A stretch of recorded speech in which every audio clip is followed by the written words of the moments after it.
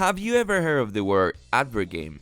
Yeah. Me neither. It means a video game made specifically to advertise a product or service. Basically, marketing dressed up as gameplay. In 1999, Kid Corp took the Japanese mascot of the successful drink and turned him into the star of a low-budget game that somehow became legendary. So sit tight, because today we're playing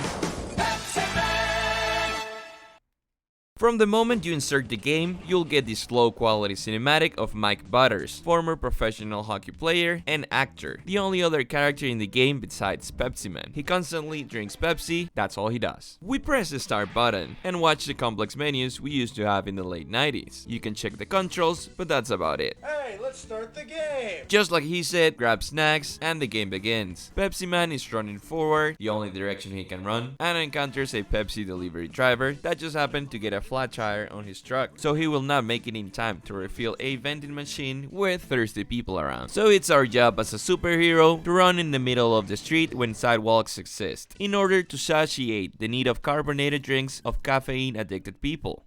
That's a lot of words. I will relax a little bit. The game is as simple as they come, but that doesn't necessarily mean it's not fun. Gameplay is very dynamic and challenging if you're not coordinated enough. On our way to that vending machine, we're running against time, traffic, and everything that opposes to us. Jump, duck, and go through breakable objects are our abilities to get the job done. At times, our superhero can get things stuck in his head, inverting the controls for us, but nothing too complicated, honestly. We invade a couple of houses, run some more, and with over 20 seconds on the clock, we make it to the first vending machine, where Pepsiman drinks a Pepsi.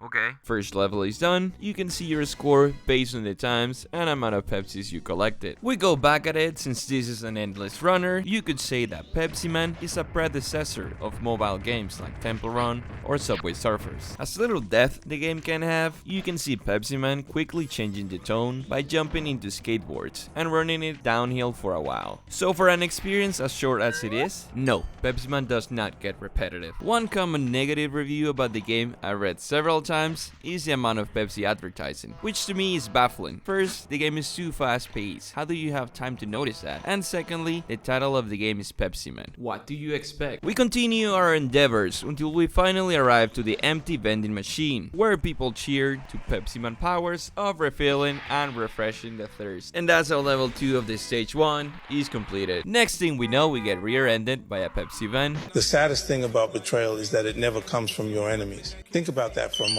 Launching us into a massive Pepsi can in a billboard, causing the huge prop to fall behind us at full speed, leaving Pepsiman with no other choice than run away. But you're zealous. You said the only direction he can run is forward. Yes, he is still running forward. It's not my fault you're disoriented all the time. But yeah, another common part of the game is running away from something with the threat of stumping us, adding the difficulty of not being able to see objects in front of us until being real close with them. But it's all okay because Pepsiman takes a detour and that huge Pepsi is going somewhere else. Next stage. For the next stage, we meet with a firefighter that luckily doesn't have a flat tire, and the fire is under control, but there are people stuck in a roof and they are thirsty. Sounds like a job for Pepsiman. What I don't quite get is why the city is so chaotic. I thought the fires were controlled. Regardless, we keep running and pick a shortcut through a construction site where every worker is holding a steel column. Of course they're gonna turn to say hi to Pepsiman. I really like this part. It definitely took the difficulty up a notch, and that's something that the game does quite stealthy and spiky.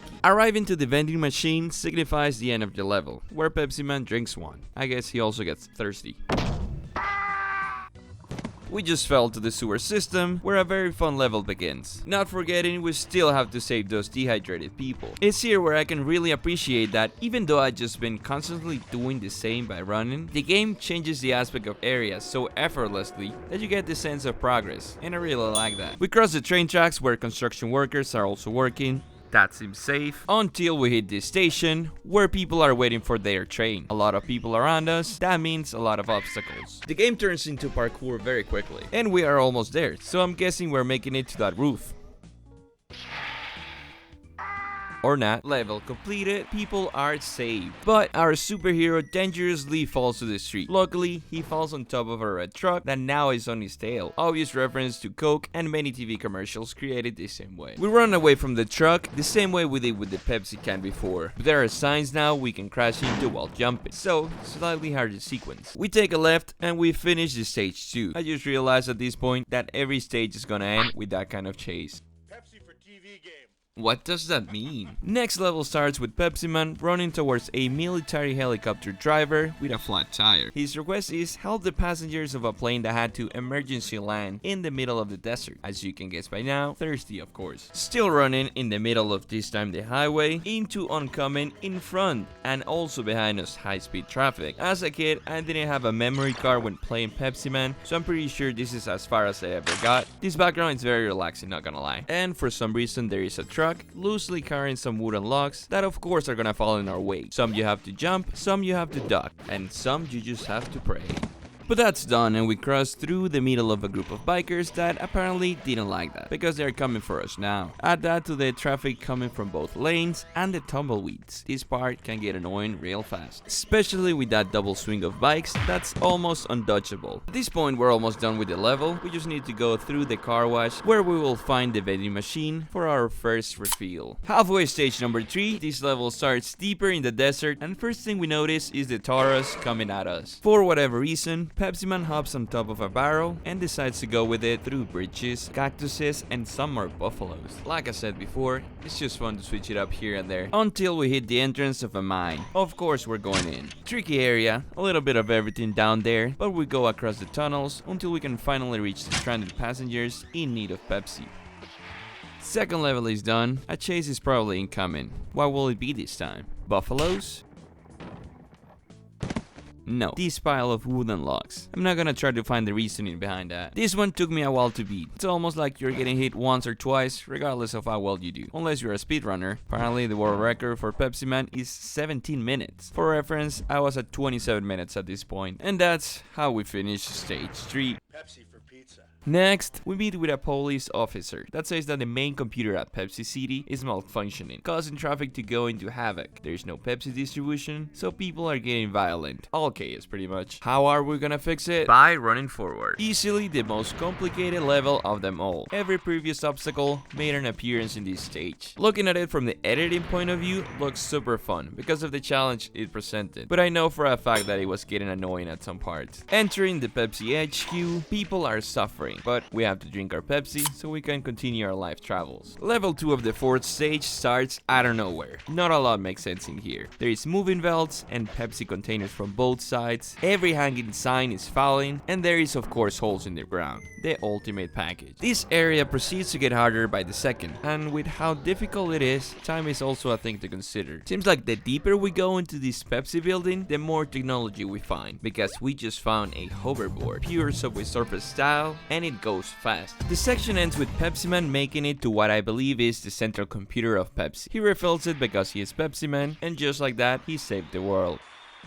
If you like the video, nope, not yet. Pepsiman goes outside looking for a new purpose in life when suddenly the big Pepsi can wants to rematch. But now she brought the family. You could say this is the final boss of the game, and it rightfully is. I'm guessing the idea for this level was just overwhelm the player. I failed a couple of times, but on the last run I looked like a pro at it. And just like that, Pepsiman concludes. We saved the day, saved the world, and went for a run. Mike celebrates with us finishing the game, as he is about to drop some final wisdom.